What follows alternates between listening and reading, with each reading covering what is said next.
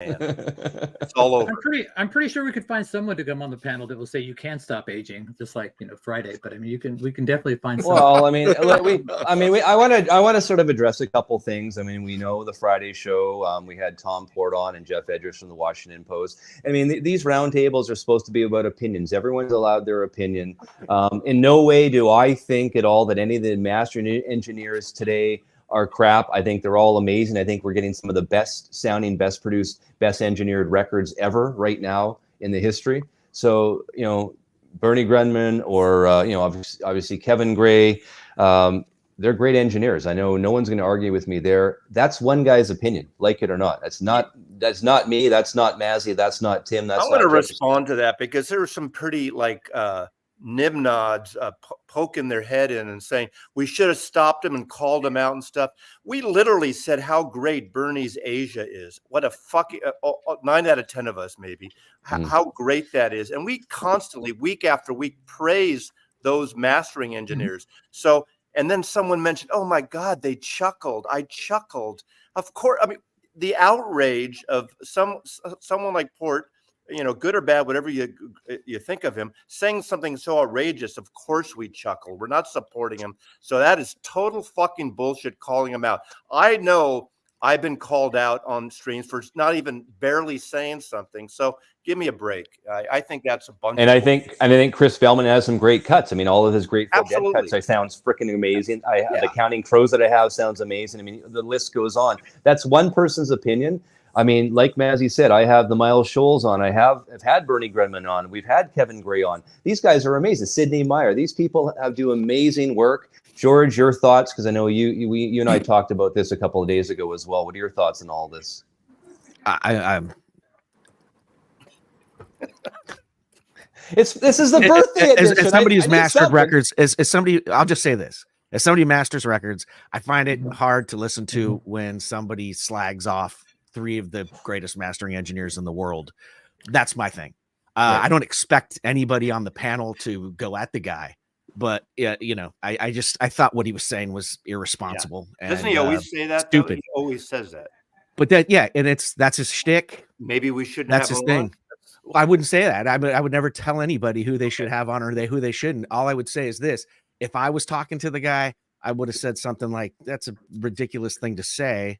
It's erroneous, irresponsible, and stupid." So. I would prefer, instead of shunning the guy, that we have him provide some examples, and we do a shootout between what he thinks is better and some of these modern mastering engineers, and we do it the nice scientific way instead of just dick swinging and saying we can do this, that, and the other. Why don't we just put up or shut up? Well, how about I do this? How about I ask Tom, and I'll go through Patrick with this, that he provides, you can send a bunch of records to Patrick and we can do some blind shootouts. Do Black Sabbath, self-tie, whatever he wants to do, I am on board. I know a guy now that has a white label promo, US Black Sabbath self-title. Throw that in the mix too. We could do whatever you want to do, but let's do it that way. Instead of arguing about it, let's just do it. Yeah.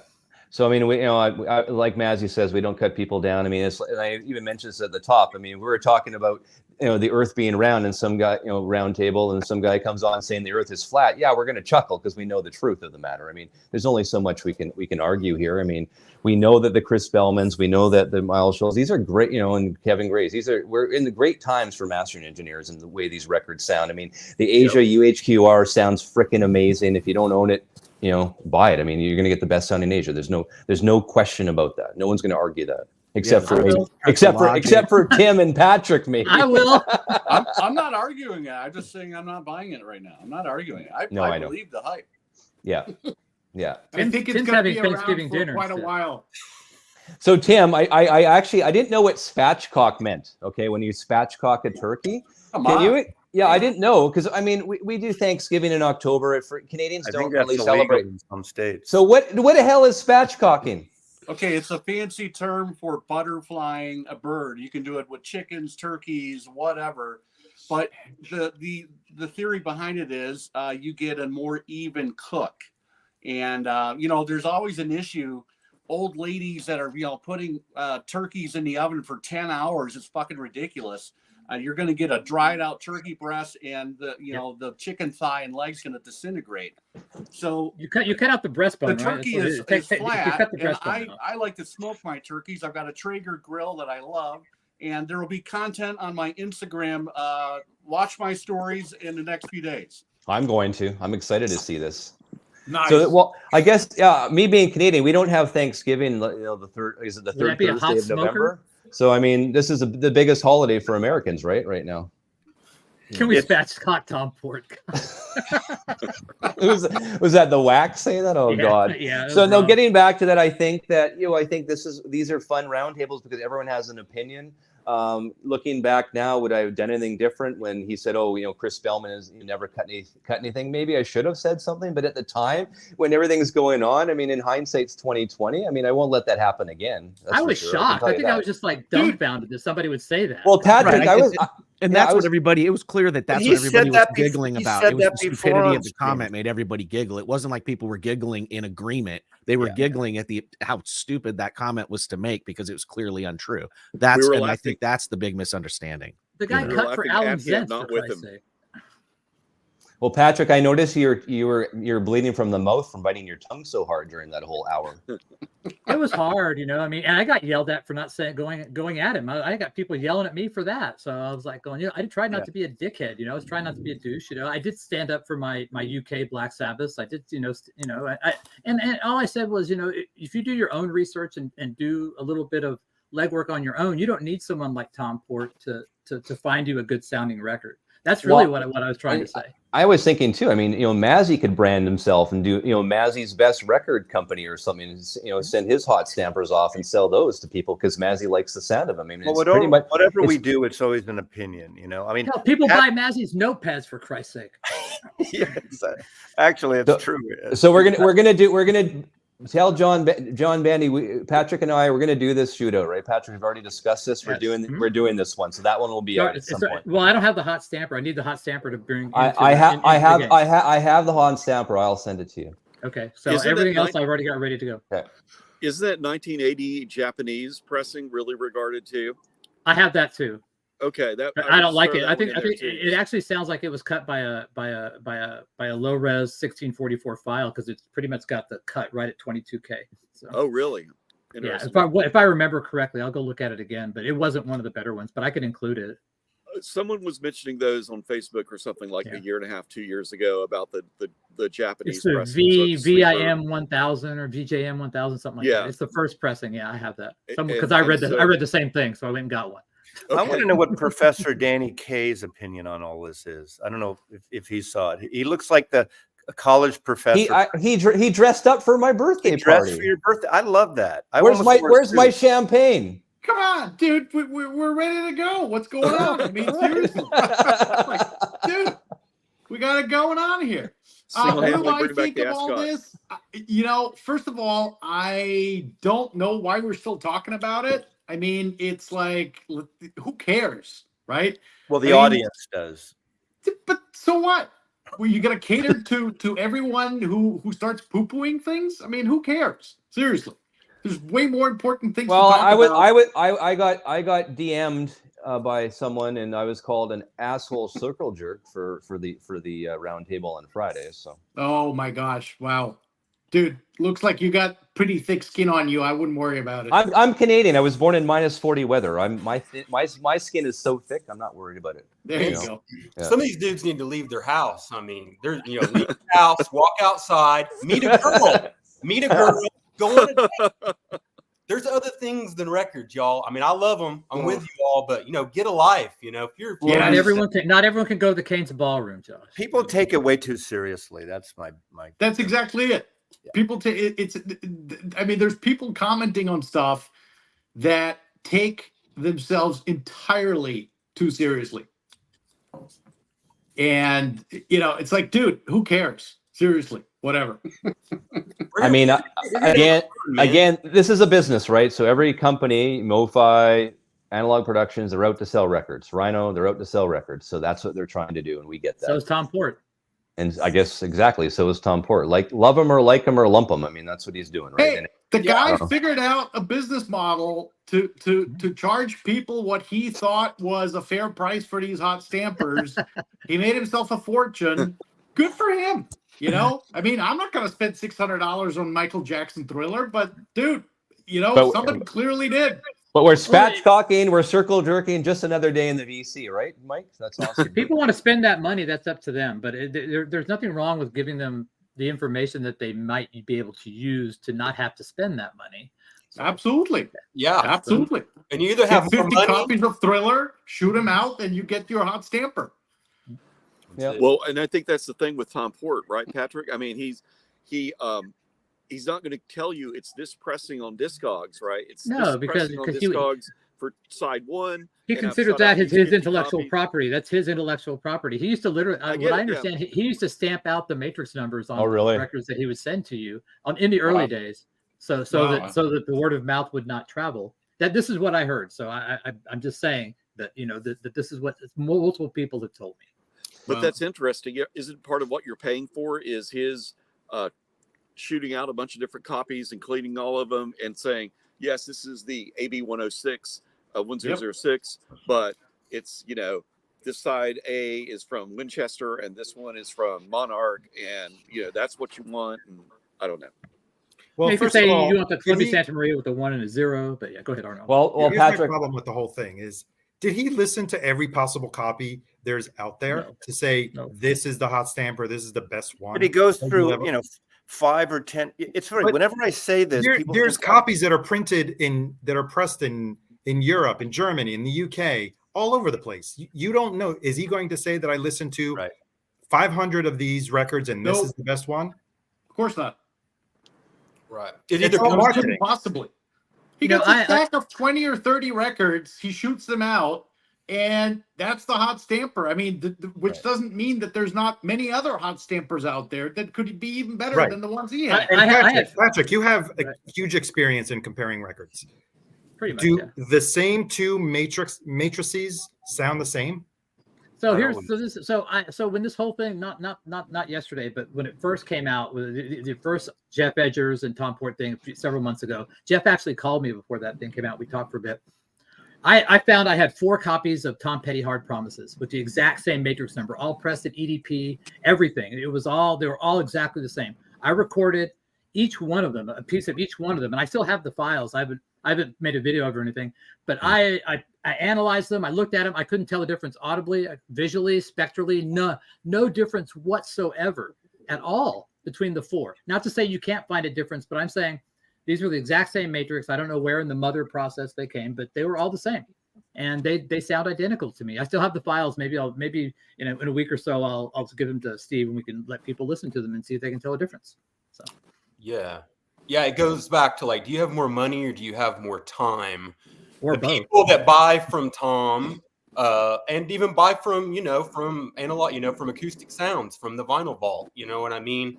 Those are the people, they don't want to go through Dusty Records and compare them. So they trust people like Chad or Tom to buy from them, that they're going to get the best sounding copy and it's going to be clean, and they have more money than time. I'm not part of that group of people. I think there are exceptions. I was a while ago, a couple years ago, I was going through getting rid of some multiple copies, and one of my favorite Procol Harum albums, their second Shine On Brightly. I had 2 copies. They were exactly the same matrix, and one sounded so much better than the other. And I put before I got rid of it, I had a sticky note on the back in the plastic and saying good copy. And I finally got rid of the other one, but they were exactly the same. So it can happen. I'm not saying it's a ongoing thing. Yeah. Was that same condition with those, Mazzy? Basically? Yeah, the same conditions. They were the A&M brownish Ship Rendell colored label, type of thing. Now, who knows what, Did you adjust the VTA for each one and make sure they were both exactly I played them back to back. No, they perpendicular were both to originals. the vinyl? Same thing. I played them back to back, and that's all I did. I didn't do all that stuff. I know you're kind of kidding, but I am. well, we can But move did you on. play them backwards. Yes. I buried Matthew Fisher, and because he wanted half the publishing on Whiter Shade of Pale. That's what it says backwards. That's a joke if you know that whole lawsuit. Never mind. That's funny. Steve, why aren't you in the middle? You're the birthday boy. You should Yeah. be I don't in the know. middle Why square. am I Paul Lynn? How does that There work? you Like go. that? There we go. Much I'm- better. There you go. Patrick, you're up on the top left. That's my spot now. So there Here's you go. the story There you go. of a man named Stevie.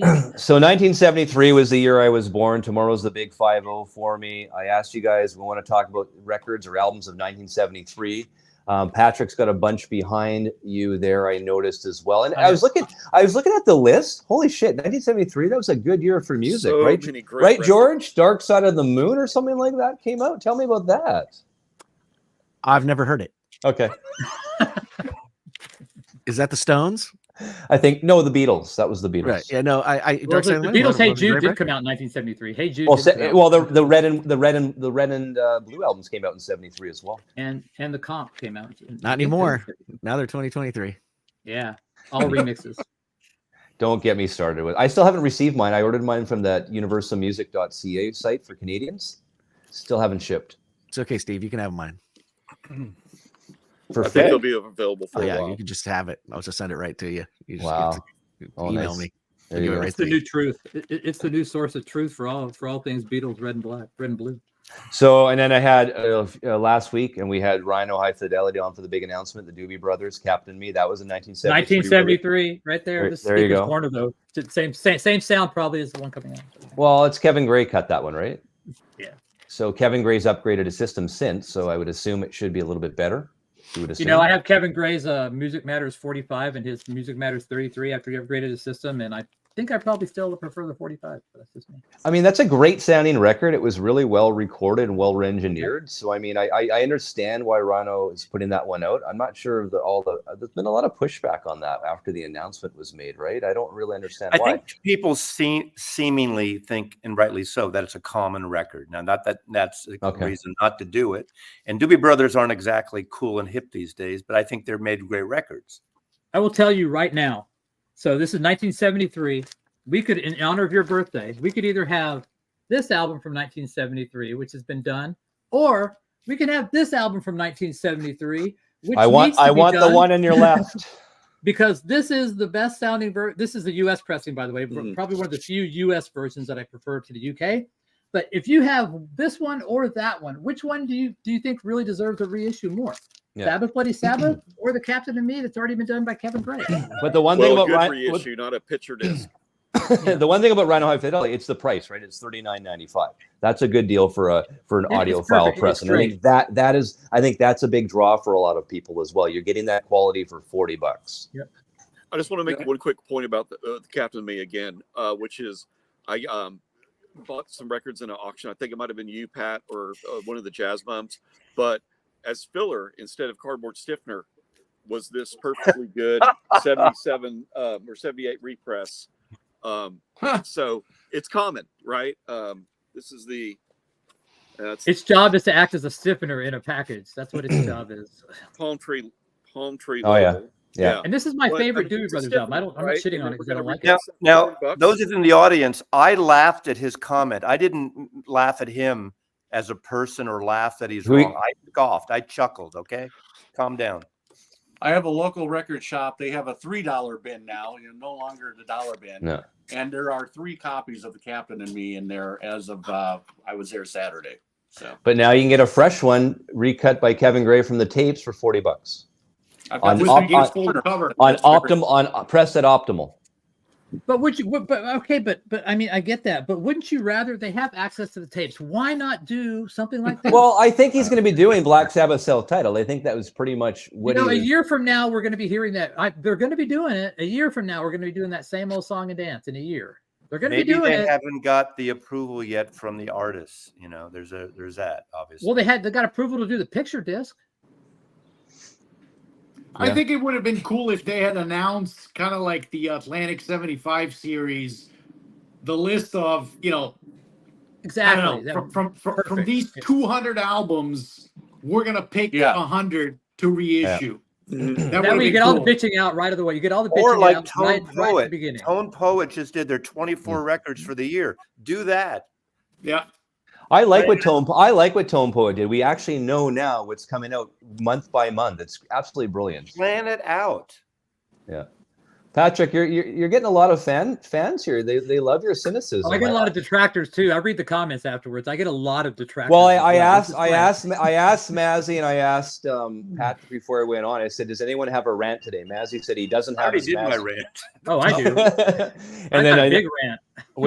Well, we can say that we got lots of time for that rant as well. Yeah, but let me build. Let me just build and build and build. You improved your camera position. I listen to you. See, I listen to constructive criticism. Yeah, I like your camera position, Patrick. That's much better than where it was before. I'm evolving. I'm trying to become a better person. Well, we need to. I mean, I've been 50 years on this earth. I've evolved. I'm not the same person I was 10 years ago. That's for sure. I mean, that's the way it works. We should always be learning. Right? As Danny would say, always be closing, because Danny day trades. Yeah. That's right. So, Danny, we haven't seen much of you the last, I guess, couple of months. You've been obviously a busy boy. Dude, I drove 7,000 miles in 5.5 weeks. Wow. Doing what? So, was this vacation? No, drove back west to see some old friends, visit some people, do some videos, interviews that are going to be popping up on the channel come on. soon. That's awesome. You were in Southern California, weren't you? I saw something you filmed. Yeah. I think, yeah. I can hardly wait. The George Borden interview will be good. Yes. Exactly. And then I popped over on a couple of other places, went to Steve, Perfect Vinyl Forever. So I saw his operation. He's out in Milwaukee, absolutely blown away by that. That's actually going to be the first video that's going to drop. And and then I came home. Jim Curley actually emailed me the other day, Sunday night, and he just got the recent third man pressing of John Scofield's A Go-Go. I think it was a Verge by request pressing, and he was mentioning to me that it was very low. I guess it had a really low sound stage to it, or it was really low in sound. George, would that be a mastering issue? Like, why would it be doing that? He said it was definitely something to do with sound. I mean, he really had to crank it like 8 or 9 to actually hear the record properly. Well, a record's the loudness is going to be determined by when the cutting engineer cuts it by the length of the side, the frequency content, the amount of bass, all that kind of stuff. So it's very possible that the record was just cut at a low level for. I mean, what record was it? It's the John Scofield A Go-Go. Is it? How many minutes is that now? If it's a longer record, like 25, 26 minutes aside, then it's going to be it's going to force the cutter to turn down the amplitude to keep the groove spacing. And it's it's a great record too. I actually streamed it last night. I really enjoyed it. The problem with that is you have to turn it up, and the louder you turn up the music, the louder the surface noise comes up. Your signal to noise ratio goes into the toilet when you have to cut a record that low. And I've seen it like Selling England by the pound. Like 33 RPM is like 53 minutes long. It's cut very low. Yeah, it's very low. Bandy was saying that he says it might be the tape, possibly. I don't know. I don't think digital recording to begin with. And I think you can always amplify the tape on the way to the lathe. So I think that it's usually going to be determined by the length of the side and the content of the side. And I'd have to do a little bit of research on how long the sides are. But when you start getting into 24, 25, 26 minute sides, you're cutting -6. That's least. So you're really getting into that inner groove distortion then as you get closer to the end too, right? Is that would be part of it? It's going to be more audible, especially and all the surface noise. It's like Patrick's saying, the signal to noise ratio. There is going to be a specific amount of noise just by scraping through a trough of vinyl with the stylus that creates like friction. 26, 27 minute sides, and you're amplifying that friction, and so the quieter the music is, the more you're bringing out the noise. That's why a lot of the times when people cut at 45, you can get the amplitude high enough and get well away from the noise floor and get at least a better and that's why but if it's pretty much acoustic though, you can cut it a little bit hotter, right, George? If it's a little bit you can, because you're going to be able to keep the grooves tighter. But when you said 20 something minute sides, 26 27 minutes, hang on, so 26 27 aside for that album, a Go-Go by John Scofield. I'm just ballparking, looking at the times, but yeah, I mean, it's 12 27, the 12, 22, yeah, 27 for side one. They and just 7, 13, 19, reissued. 24. They just reissued that one because on the Discogs, if you were to get like an original or a one from a couple of years ago, it's $250 or so. So I mean, this is a good deal if you could get one of those. But I guess apparently he's not very happy with it. So I wanted to, and thank you for emailing me. That was pretty cool. So I did listen to that record or that stream last night. I really enjoyed the album, and I like the song "A Go Go." It's great. I saw John Scofield at Yoshi's, 10, 15 years ago when he first came out with that record. It was a great show. Mm-hmm. That's right. You live close to Emeryville, don't you? Yeah, I can throw a rock and hit Emeryville pretty much. So someone mentioned they have he said here, hang on. He's got a few third man records and possibly a quality control issue at the plant. Is that possible, or is it like what could it possibly be? Again, this is opinion, Mazzy. Mazzy, this is an opinion, right? Yeah, I think Okay. I might only have one third man. Oh, I had the third man, which is actually really good. That triple gatefold of Patsy Cline that came out 5 years ago, which is actually really good.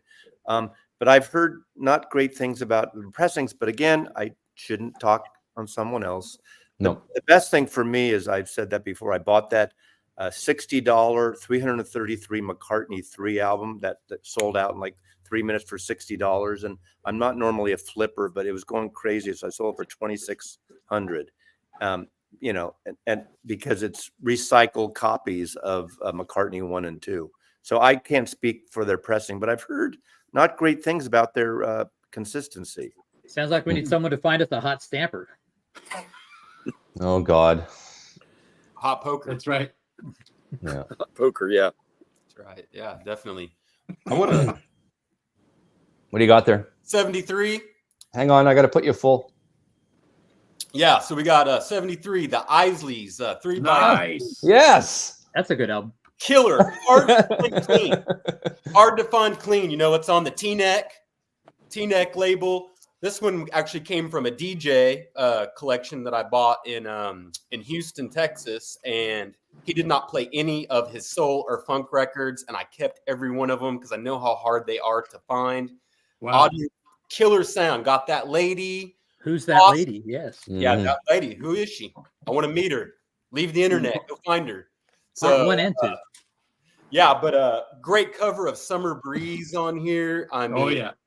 this is a fantastic. This is one that needs to be done by somebody. This seems like something maybe Vinyl Me Please might pick Well, up. Impex did the other. Jackpot could do that. Yeah, Impex did the other Earth, Wind, and Fire. The white. That's cover. not Earth, Wind, and Fire. That's the Isley Brothers. Oh, yeah, sorry, but Columbia. I'm sorry, right? I get confused. Same label. Yeah, right. Yeah. Fantastic 73 record, under the radar. You find any Isleys clean, just keep them because you're not going to find any more. Hard to find. So that's one of my 73s. I left my notes at my other office, but I mean, some of the bands that came out in 73, Quiet Riot came out in 73. Kiss was another band that was Quiet Riot was not in 73. That's what it said. That's what I researched. No. Oh, hell no. It said 73 somewhere. Maybe it was okay. I didn't think so. But My first entry is a Warner Brothers. Now, my guess is this is one of the Van Morrisons that's no longer on Warner Brothers, because Van Morrison, a friend of mine, saw him a couple times in Belfast this year, and his people said he will not sign Warner Brothers records. You can't have him sign any of his Warner Brothers records. Now, I know Warner Brothers only have access to a few, but this is 73. This is an out-of-the-box thing with Snow and San Anselmo. Opening track is amazing. I wouldn't mind have seen this in part of this, but it may not be Warner Brothers anymore. But 1973. Coming to a Rhino Fidelity pressing soon. That Van Morrison album. Yeah, but I love this record, and it's an out-of-the-box choice. But they might not have rights to it anymore. So nobody's going to show this album, but here we have. Hold on. Never turn your back on a friend, right there. Some of the album covers are amazing back in the day. This is Roger too. D. The cover. artwork. This is 1973. It's got Bread Fan on it. Yeah. Nice. Great album. Bad cover, but good album. Can I show 3 The from Spinners. 1973? Yeah, I'll give you the spinner. Hang on, let's do the spinners first. Go. Spinners. Rubber Band Man. Awesome. Love it. great What record. needs to be said? That's I'll a hot. be That's a around. hot. That's a hot stamper. One of a kind, love affair. All the great spinners. What Is that label is what that on? the Is that on Philadelphia? Or This is on Atlantic. This one. Is that an Atlantic 60? This is a no. This is a like an No, old. is there an Atlantic 60 of that coming out? 75. 75? 75. Well, I 60. don't know. I don't think so. I don't think so. I That don't would recall be- They're giving us head games. I think though. Final Me Please did a version of that. MoFi too, right? MoFi did it. MoFi, and I think MoFi's is cut from the analog. It's one of the ones. MoFi's that a very digital. good one. Yeah. Of that. It was I think that was an analog, like cut from the analog tapes, if I'm not mistaken.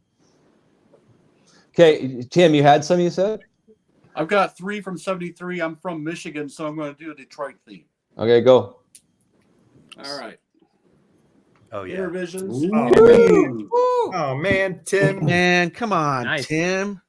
Absolute classic and a great sounding record. Get the original Tamla. Back in 72, despite the cover or the title, it was actually Great album. released in 73. This is an original as well. We were talking about this on Patrick's stream on Friday Yeah, night. that was such a This great is album. a Sounds so down and So good. dirty. This is an early Rolling Stones conquerable sound, and it's a great record. And of course, we can't forget Raw Power. This is when the Stooges brought in James Williamson. This is a later pressing, however, but a fantastic, That's still a $200 album right there. great album. 3 from how funny is that? Everybody's There you go. pulling out the interview. Well, Nice. everybody. I mean, when it's a great album, how can you Yeah. not remember right. it, right? How about this one? 73. Oh yeah. That one's on Philadelphia. How Hang about on, that? I want to see that one. Hold on. Oh yeah. Awesome. That's not the quadraphonic version, is it, George? No, Okay. there it is, Philadelphia. Nice. Was that in that reissue they did? Vinyl Me Please did? Was that one of the ones that was in there? This I is think it was. this is an old one. This is an original. Yeah, but I think Vinyl Me Please did a thing on the Philadelphia label. And Yeah. I think that was in there, and the MFSB was in there, and the 3 Degrees, and And I'll just finish, and then I'll be done. Joe Walsh, Smoke You Drink, the player you get. Love Happy it. birthday, Joe Walsh. that album is always trashed. That cover Dunhill. is always ringware to shit. That thing is Yeah. always. I've never seen a clean one of that album. Ever. Had this forever. Great record. Nice. We need a Kiss hot stamper. Anyone got one? In 73, no, I don't have one. Well, Patrick, I have a still sealed Paul Stanley solo album. There you go. I love that record, but that's 78. I know. I'm just saying. They were yeah. talking about a hot stamper. That would. I mean, I love that. Next to Blood in the Tracks, the best sounding Bob Dylan album fact is this. I agree. The I Kid. agree. Great Okay. sounding record, 1973. Yeah. Great sound. I mean, mostly instrumental. All the Billies you want, and plus Knocking on Heaven's Door. The MoFi is quite good. This is amazing. Just the original is great. All right, as a Texas boy. Oh, Tres yeah. Hombres, ZZ I had that. Top, I had that in my hand too. Gotta have it. I mean, this is. I mean, I could text. I got one more to go, then I'm done. Then I'm gonna get rid of this. I have Elton John, Goodbye Yellow Brick Road. I have the Yep. Super Disc and the Speaker's Corner. So I actually do own some. Which one do you like? Which one do you like better, the Super Disc or the Speaker's Corner? Honestly, I think I like the original UK with the crimson vinyl, that you can see through. I Yeah. think it has a So thickness to it that I compare really enjoy. with the original UK, Patrick, the Speaker's Corner.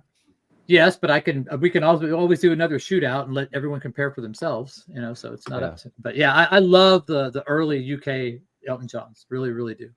Yeah. I like some of those Super Discs. I mean, not the Nautilus Super Disc, but the direct to disc Super Disc by Jack. I think it's Those Jack are cut by Jack Hunt. Jack Hunt Hunt, cut that. yeah. Yeah. Who also cut that Sgt. Pepper that's for Nimbus, I think he did. The Derek and the Dominoes on that is great. The Moon Dance is great. Is great on that, and the Grateful Dead Terrapin Station is great on that label. And those are and Dixie Dregs Dregs of the Earth. Oh yeah, good one. Moondance Okay. is good too. Yeah. Yeah, Moon Dance is great. Yeah. Jefferson, what did you bring there from Tubelandia? Are you still hang on, but are you still Tubelandia? Or are you solid state Landia still? Where I'm are you no at? Landia right now. Oh, I God. took back the solid state amp, and I'm waiting for the tube amp. It's been upgraded to come back, but I'm having them hold it because we're leaving for New York tomorrow to see my daughter for Thanksgiving. Yeah. So I'm just using the TV speakers and my Sonos right now, and it's excruciating because I've gotten some good vinyl and I can't play it, but it's totally a first world problem. So I have Well, these are all first world problems. Let's just Yeah, for sure. remember that. So I was a little bit all over the map. I was trying to be eclectic, but I'm just going to start randomly. Toots and the Maytals, Oh, yeah. Funky Kingston. Nice. It's such a great reggae album, and world beat, however you want to call it. And anecdotally, my wife and I's our first date was at a Toots show, so has a big place in our hearts. Love it. Great record. Next is Roxy Music, Oh, yeah. Stranded. Nice one. This is the I've got it covered up, but it's a pink rim, and this is the first Roxy Music without Brian Eno, but it's also, according to Brian Eno, his favorite Roxy Music album. This is original UK, and I know, Tim, you did a shootout on some Roxy Music albums. I can't remember if it was this one or some of the earlier ones, and you said I think an later repress sounded better than the OG Some UKs, of the George Piros cuts Gotcha. that came out on Atco, they're really good. Okay, I need to research those. And they're cheap. I've never They're seen cheap your too. video, but I watch the video and I'm going to add this to my want list, Yeah. and then I forget about it unless I see it when I'm out in the wild. Well, you blew your budget this month, so you're not buying records, I'm right? on hiatus. Yeah, I know that. They put me on the edge, or Jillian Welch and Dave Rollins. And then speaking of Brian Eno, his first album, Here Come the Warm Jets. It's a good album. Great album. Such a good album. Another pink rim. Yeah. Nice. I love the labels. Nice. That's amazing. Yeah, all the islands are very, very cool. That's a good one. Great one. Great one. This is an obvious one. Okay, I can add a few more, but I can let somebody else go. I've got so many. Go ahead. Yeah, we got lots. Josh, what do you got? Other I was than just gonna how's say, the yeah. holy baby? Yeah. Yeah. My dad had this on cassette, and it is at the bottom of our old cheap Curtis Mathis. Does anybody remember Curtis Mathis? Oh yeah. Yeah, TVs. So we had one of those little console things, and he had the tape of this, and I remember looking at it and be like, oh man, this is naughty, man. There's some naked people on here. But my cousin later on bought the Crop Circle 4 CD set, and that's the first time I really heard it. And what a fan. They're all great. I mean, Zeppelin, obviously, but fantastic record. And everyone that's hunting the Zeppelin 2 hot mix, well, you can have it right here. These are way easier to find. The RL Sterling Houses of the Holy, and it's got that same RL magic going on right here. Yeah. So, yeah, houses. But the original UK was cut by George Peckham. The A1, B1 was cut by George Peckham. The A2 and B2s in the UK was cut by Robert Ludwig, but there is a version that's cut by Porky, which sounds phenomenal, by the way. Well, Patrick, we learned on Friday that all the UK stuff isn't as good. We learned that somebody's wrong, but we also learned that. But yeah, I spy Arnaldo with. Can I go now? Hang on, I'm putting you full screen on. All right. Yes. So, go. I live in Forest Hills. I'm not from here, but I've been living here for almost 20 years. And my boy from Forest Hills, Oh, awesome. Chrome. Love it. Nice. Kodachrome, That was maybe not one of his 1973? best recorded. I'm saying That looks mint. Like it doesn't look like you've ever even touched it. yeah, it's an OG mint actually. It Wow. still had the. Beautiful. It cracks when you open It it. did It's when I spine opened it the cracked. first time. It did. Did DCC do that, or did Audio Fidelity? Was that an audiophile repress by anybody? It MoFi. was a record store MoFi day did it. by Kevin MoFi Gray, I did. think, or Chris Bellman. So that's Awesome. one.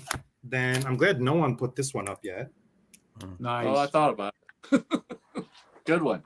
This is the I don't have an OG. This is the Analog Productions one, which is fantastic to my ears. Is Is that the 45 is that or the 33 or 40? Yeah. It's the 45.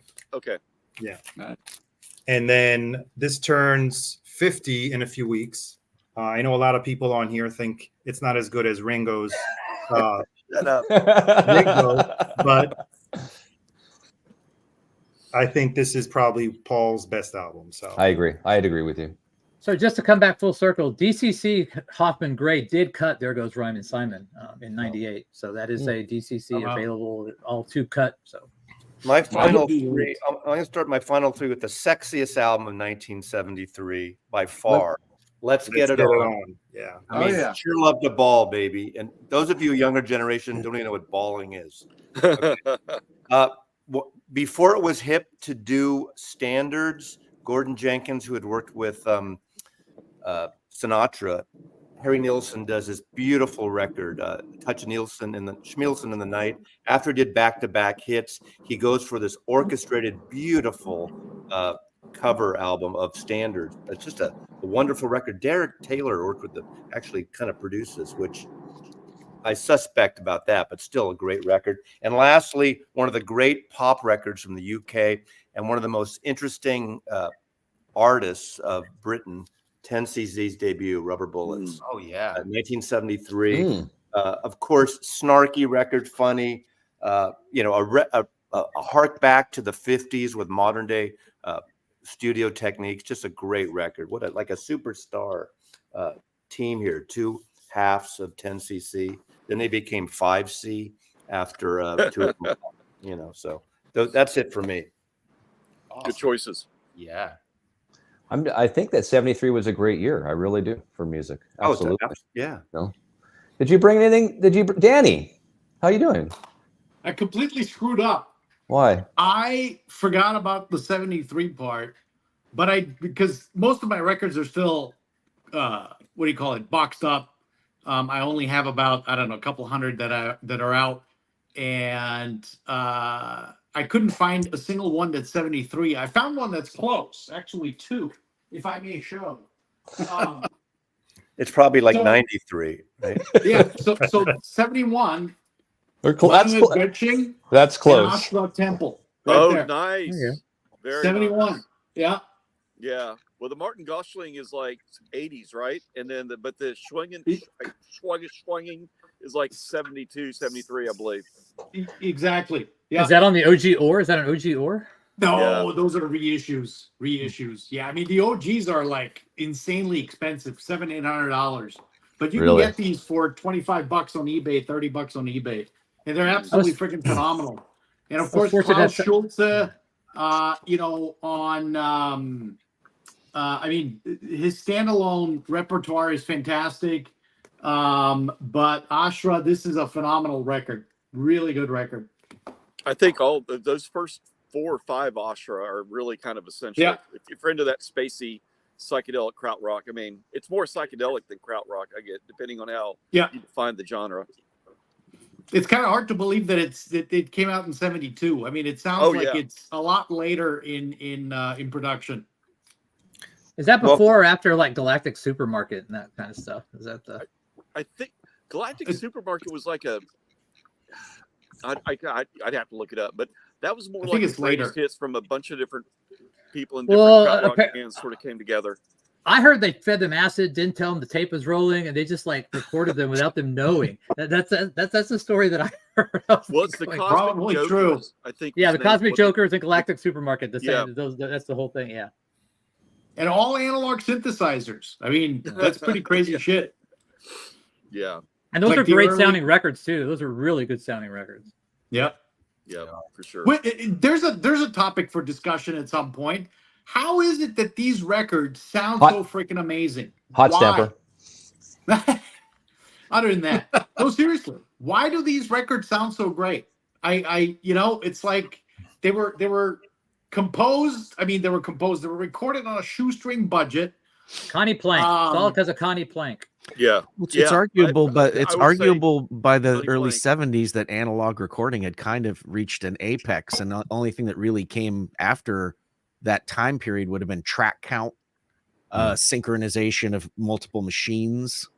I mean, you already had solid state desks. You already had, multi-track tape, and you had, and then digital processors that kind of like reverbs and things like that, no longer using, and that's arguably not better, and any studio that I've ever been in up until the mid 2000s always had the, LA2As, the 1176s, the Fairchilds, the Neumann U87, 67s, all those mics that they were making back in the 50s and the 60s, even in the 40s, and all of the dynamics processing and equalization stuff was it wasn't really anything that needed to be improved upon, and it was just a lot of extra bits that made it actually take longer and maybe So when did even when did the take some of the soul away. proliferation begin to going from like 8-track boards to like 16 and 32? Did it just expand quickly? Like, because at first it was like 8/4 and then 8, and then all of a sudden it was like 16 and then 32, and then you had 64.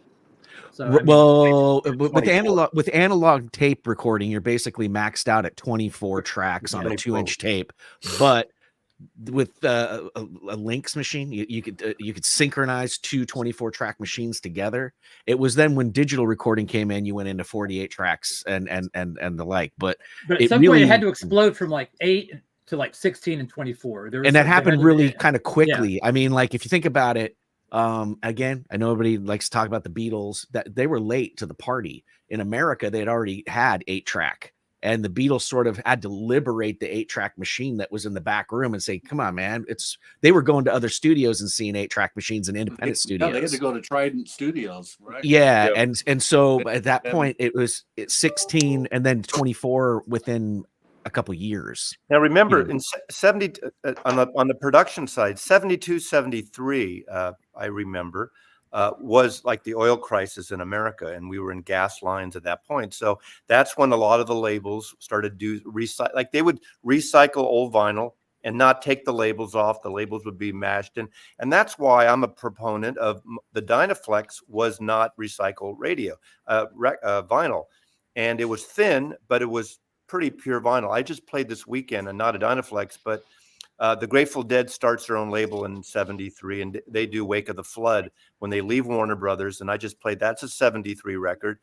And the first pressing of that they did independently on the best vinyl they could find at the time. And if you can find that record, I don't love the record. That's when they started getting into prog, Grateful Dead version of prog on side 2, and fusion a little bit. Yeah, but it's really fantastic sounding record. They recorded it at a brand new studio, George knows of, in Sausalito, which became the Record Plant. And, they made this fabulous record. Of course, in 1970, they did those two, American Beauty and Working Man, which are fantastic sounding. Wally Hyder. Like back to back almost, right? I mean, it's crazy. That same year, yeah. But anyway, Wake of the Flood's a good sounding record if you like music at all. Definitely. It's good stuff. What does anybody ever heard, going back to what Mazzy was talking about vinyl formulas?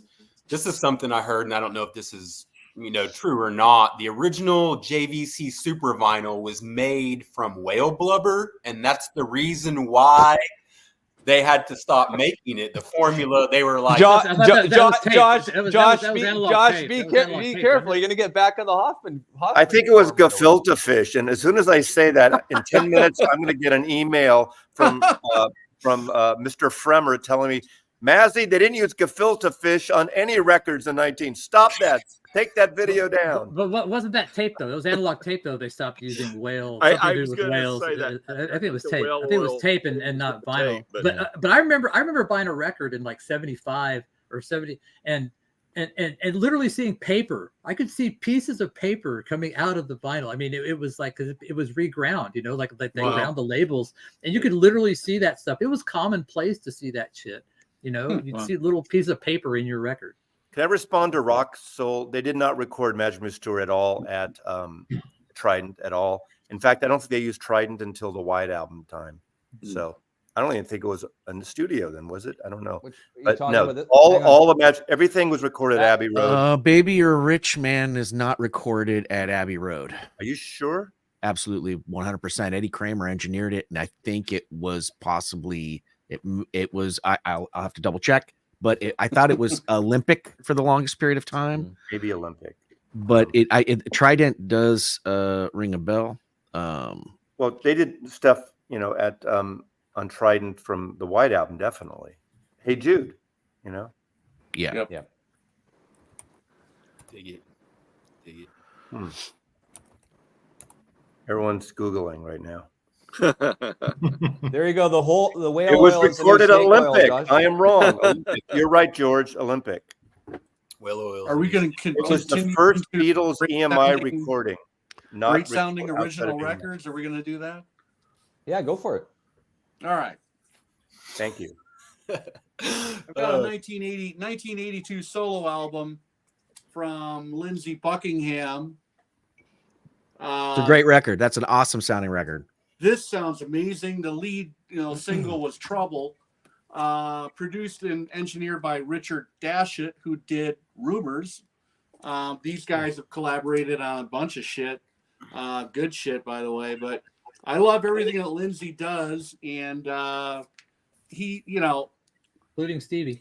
Say what you will about Stevie Nicks, he was fantastic. But the brains and the engineering and the genius behind Fleetwood Mac Mach 4, whatever the hell it was, is Lindsey Buckingham. So I mean, you look at the Rumors album. That was a lot of Lindsey Buckingham in that album. And by the way, all this of his is guitar. this is criminally. I mean, you can go into a record shop and find this for $3 to $7 mint. And I love that. I love that he never has a shirt on in these albums. I mean, look at the one behind Patrick. The guy never. He's naked all the time. I don't need to see. Anyways, that's okay. And it is a very nice gatefold as well for people who like gatefolds. So anyway, Chiller. Good album. Sounds great. That's why they kicked him out of the band on that last tour, because he still wanted to come out topless, and they said no. Don't they want him back now? Don't they want him back apparently? Yeah, because he started wearing shirts again. Oh, that's no Christine McVie, no Fleetwood Mac for me, man. No, oh, really? Not going to happen. I think for they me. might be done. Yeah. Well, that's like I wasn't too thrilled when the Eagles started to tour again with Glenn Fry's son, doing some lead vocals with who is the country guy? Vince Gill. Hang on a second. Well, Steve, it's your birthday. I want to ask you what has been in the last since you started this channel. It's your birthday. What would you consider to be the best part of your experience of doing all this? So. Yeah. I mean, it's a loaded question, and I appreciate that. It's just the community that we sort of all have here together, and meeting all of you guys. I talk to you guys all the time, talk to our viewers all the time. I mean, it's really nice, the friendships I've gotten over the last 2-3 years that of course I wouldn't have had otherwise. And we're just having some fun. We're just guys doing this each and every day, talking about vinyl records, and we've created this cool community. And I guess people like what we have to say because they watch each and every. This is a good segue to my rant. This is a good segue to my rant. Is that people? So talking about community and hanging out. So I don't know. Most of you guys are like my age, and when we used to hang out with my friends, we would sit there and listen to music, and we would argue about it. We would sit there and say that sucks. That's good. That doesn't. That's what we would do. It doesn't mean we didn't like each other. It did. We all had our opinions. And sometimes after we do these streams, I'll wait a while and I'll go look at some of the comments, and I go, Patrick, you don't like Now and Then, or it's like. It's just music. It's just an opinion, I mean, I always say, if you like something, who cares? It's just an opinion. And we're taught, we all love music. And then people go, oh, why don't you just listen to music? Why do you have to find the best sounding copy? Because I love the music. If I love a piece of music, I want the best sounding version of that music that I can find. It's not a crime to want to find the best sounding version. I get it. If you have a club copy and it sounds good to you and you're happy with it, that's fine. But don't begrudge me or anybody else the quest to go find the best sounding version that we can, because we enjoy it that way. Doesn't mean I can't. I ride my bicycle with like a little speaker tied up on it, listening to music, and I love how that sounds. It's not audiophile, but I'm out and I'm riding my bike and I feel good. So I can enjoy music anyway. So just because I want to find the best sounding copy of something that I love doesn't make me a bad person or a snob or something, anything. It just means I love the music. That's it. So Patrick, did you just throw shade on all the club pressings? Well, not all. Well, in the 90s, some of the like metal bands and stuff like that, they were the only way you could get stuff on vinyl in the 90s, in the early to mid 90s. That can't be a blanket statement. Right? No, I'm not. I was just trying to give it someone's going to yell. I guarantee you there'll be a comment saying, "Oh, a club press, bring it on! Come on, people!" Thanks, Arnaldo, for bringing that up. Yeah, I think that's the only way. Like the one that comes to mind from the 90s was the Garth Brooks No Fences. And I think that was the only way you could even get it on vinyl in the 90s. They didn't even bother to blow it up. So it was like they just like put the CD cover like right in the middle of it. There's quite a few. Like there was an Anthrax album I think only came out on vinyl on a clubbed edition. There's quite a few that because they weren't pressing vinyl. When it's someone's birthday like this, do we roast Steve a little bit? I think you can do that. That'd be kind of fun. Now, my mother, God rest her soul, passed away before texting, but I guarantee if she was alive, I would still get more texts from Steve than my mother. Awesome. That is something. And I think some of you all kind of understand what I'm talking about. At all hours. Yeah, he texted me the other day to tell me what he was having for breakfast. I know. Well, like I said, I got mean, that same text, George. I just copy and paste it to you guys. So that's Yeah, okay. we're not special. I mean, Tim is no more special than George or any of us.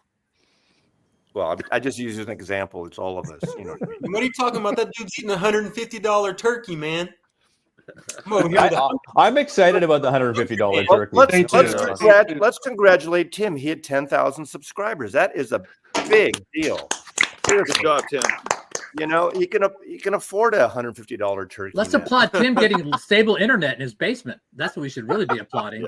I'm applauding the fact that everyone's internet's been stable today. I was really worried about George. I want to do another shout out to George because if you haven't subscribed to George Borden, seriously, do it now because he's he's probably 50 or 60 away from hitting 1,000. And I don't know if this is a good thing or a bad thing. When he hits 1,000, he's going to do a 24-hour live stream. Seriously. Oh. So subscribe to George Borden and give away a Rolling Stones mono box set. I thought you were going to give away the Now and Then box.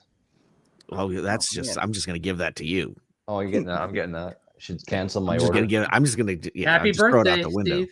Yeah, no. Happy birthday. No, thank you. I mean, my musical journey, and it's the thing about putting this all together. I mean, it started in early '80s. I was 12 years old in the mid '80s, and you got into the Beatles and started buying records with my allowance. I mean, that's really how it started for me. It never stopped. Of course, when the CD came out, I started buying CDs, but I still had my record collection. I still had my dad's, and I mean, ever since. I mean, obviously with the COVID thing a few years ago, I really got back into a lot more. But I mean, here we are today, and I mean, it's these friendships and relationships now that we have here in the community. I just really love.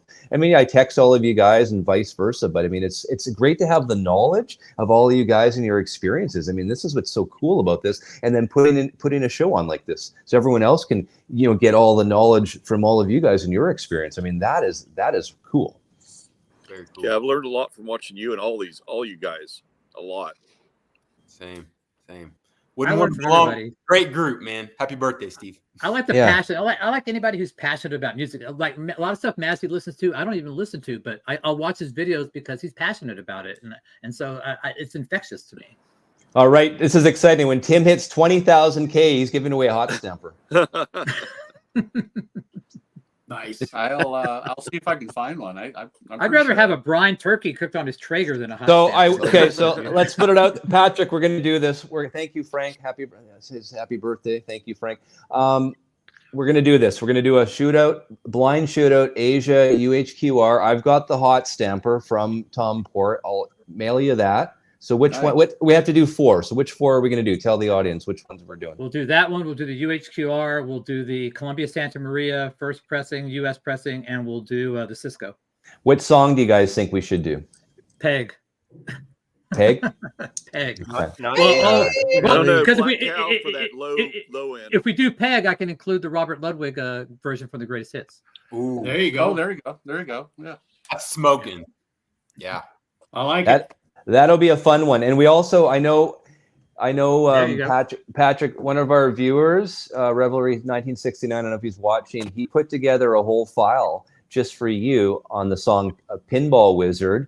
And we're going to do a blind shootout. We're going to see which one Patrick likes the best. That'll be interesting. See, you normally don't get to do those because you're on the other side of it. So time, I do it all the time, just not blindly. I know it's going to be blind. I know what version of Tommy I like best, but we'll see what happens. So, and I know it's. I think I'll say ahead of time which one I prefer. I will say ahead of time which one I preferred before the shootout. We'll do that show. I want you guys on for that because that'll be kind of fun. Because I know one of them will be a UK, one will be.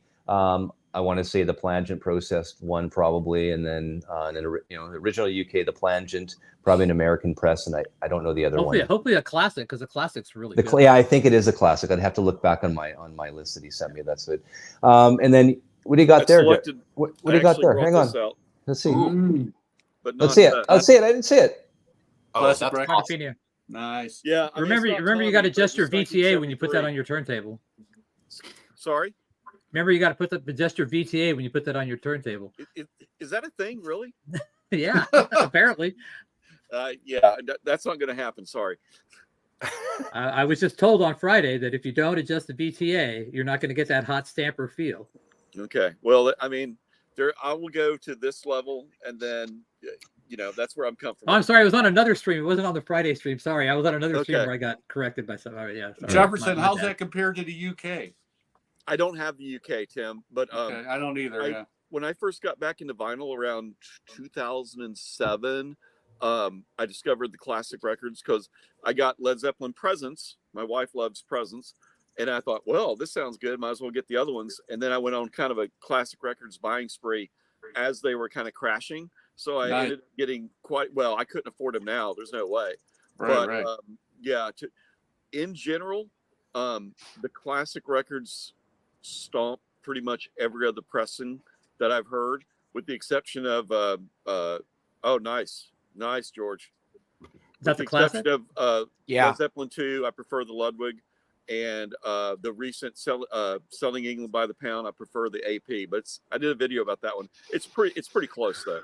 Otherwise, the AP is basically the classic with that one cut by Chris Bellman, or one side cut by Chris Bellman. Yeah, I emailed those guys trying to find out if they used the plates from that. There was a 4X45. They did use the plates. Okay, you can see it. You could, I could, yeah. According to Side two. Dogs, if you look at the 4X45 that Classic Records did, which I guess there's only 20 of them and they don't exist or they haven't been sold. The only difference that I saw in the Matrix was that the new one has this initial CB in the second side. Yeah, that's because Chris Bellman recut side 2. It was side 1, 3, and 4 are the Bernie Grumman cut, the guy that can't hear, quote unquote. So hang on, I gotta call you on that. He can absolutely hear. I don't know why. I'm making a joke because of what happened Friday. I think Bernie can hear perfectly. So I think joke. Bernie's hearing is probably better than mine at 50 years old, I bet. So there you go. George. So, yeah. Don't you have the packing case, Zeppelin? No, I had in my possession for 6 months the Anvil one-sided thing. It was Coffee Dave's. I sold it for him for $9,500. We should debate the classic Led Zeppelin and I versus listened all the others to on the them, stream. and I did not like them. I did not like them. Me too. I'm not a fan of this. That what they cost. What are the Vegas odds that AP does Led Zeppelin to catalog? Can we say officially? Can we at the better? I know we're at the tail end of the hour, pretty much. Yeah. But can we say officially that we actually like not everything, but most of the stuff the modern mastering engineers do, and we disagree with Port's statement of what he said. And I said that at the top. I know, but people don't listen. They don't pay attention. They hear what they want to hear. What? What'd you say? Exactly.